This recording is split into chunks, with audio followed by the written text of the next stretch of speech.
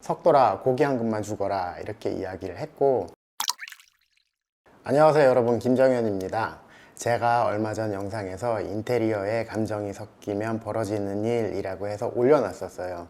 그때는 부정적인 측면을 가지고 말씀을 드렸었는데, 오늘은 그 긍정적인 측면으로 말씀을 나눠보려고 합니다. 영상 보시기 전에 구독하고 좋아요 많이 눌러주시고, 제가 말하는 속도가 좀 느리니 1.5배속으로라도 끝까지 봐주시면 감사하겠습니다. 본격적으로 말씀드리기 전에 갑을 이기는 을의 협상법이라는 책에 나오는 우화를 간단하게 말씀드리고 갈게요. 옛날에 어떤 마을에 지석돌이라는 백정이 살고 있었대요. 이 지석돌이라는 사람은 나이가 환갑이 훨씬 너무 노인이었고, 젊을 때 한 푼 두 푼 모아서 그 동네에 푸주간을 차리게 됐었다고 해요. 그래서 장사를 하고 있던 어느 날 선비 두 명이 고기를 사러 이 지석돌의 푸주간에 온 거예요. 그래서 첫 번째 선비는 석돌아 고기 한 근만 죽어라 이렇게 이야기를 했고, 이 지석돌은 예 알겠습니다 그리고 고기를 대충 뚝 잘라서 줬어요. 그리고 바로 뒤따라온 선비는 이 지석돌한테 아무리 천한 신분이라고 해도 나이도 많고 해서 말을 놓기가 애매했던 거예요. 그래서 지서방 고기 한 근만 주시게 이렇게 이야기를 했다고 해요. 그러니까 괜히 기분이 좋아진 이 지석돌이라는 사람은 좋은 부위에서 고기도 양도 더 많게 뚝 잘라서 이 두 번째 선비한테 준 거예요. 이걸 보고 있던 첫 번째 선비가 화가 나서 석돌이 이놈, 왜 저 사람과 나의 고기 크기가 다른 거냐, 부위도 다르고 이렇게 물으니까 이 지석돌이라는 사람이 이렇게 이야기를 했대요. 선비님께는 석돌이라는 놈이 고기를 잘라준 거고, 저 선비께는 지서방이라는 사람이 고기를 잘라서 그렇습니다. 이런 우화가 있었다고 책에 나오는데, 실제 일을 하다 보면 이와 비슷한 경우들이 종종 일어나요. 오늘 제가 드리고 싶은 말씀은 얼마 전에 완공한 현장의 고객 말씀을 좀 드리려고 해요. 처음 계약할 때부터 그랬지만 어딘지 모르게 좀 겸손하다라는 느낌을 받았었어요. 그렇게 계약을 하고 현장에 가서 일을 하게 됐는데, 이 현장에서 일하시는 작업팀들한테도 굉장히 잘하셨던 것 같아요.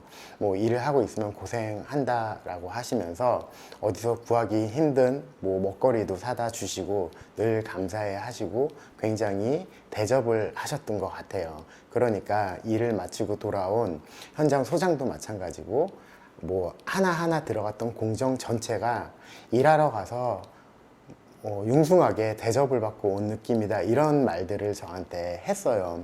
어차피 똑같은 일을 하는 가운데 고객께 그런 대접을 받으면 사람은 마음이 움직일 수밖에 없잖아요. 그래서 뭔가 더 신경을 쓸 수밖에 없고, 또 문제가 생길 만한 부분도 한 번 더 살펴볼 수밖에 없었다고 해요. 이런 거는 누가 시켜서 그랬던 게 아니죠. 저희 디자인팀 경우도 마찬가지예요. 같은 값이면 뭐 더 좋은 조명을 찾기 위해서 눈에 불을 켜기도 했고, 휴일날 일부러 운전해서 현장에 가보기도 했었어요. 이런 일들은 누가 시켜서 한 게 아니에요. 이 사람들의 마음이 움직였기 때문에 스스로 알아서 했던 일이죠.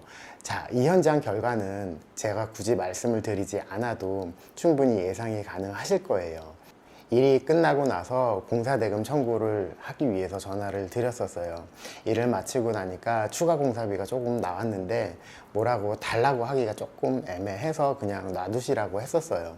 그러니까 그날 오후에 공사 잔금하고 그 제가 놔두시라고 했던 비용보다 더 많은 비용을 넣어주셨더라고요. 그러면서 문자가 왔어요. 그동안 고생하셨습니다. 감사합니다. 회식비 하라고 조금 더 넣었습니다. 이런 문자를 보내셨더라고요.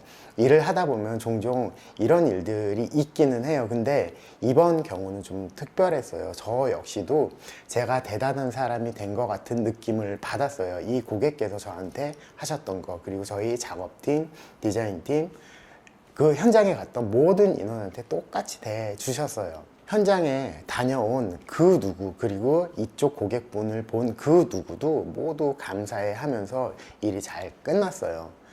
똑같은 일을 하면서도 인격적으로 대접받고 대우를 받는다라는 느낌이 있으면 사람은 거기에 그 반응할 수밖에 없어요. 똑같이 나도 마음에서 우러나서 일을 할 수밖에 없는 거죠.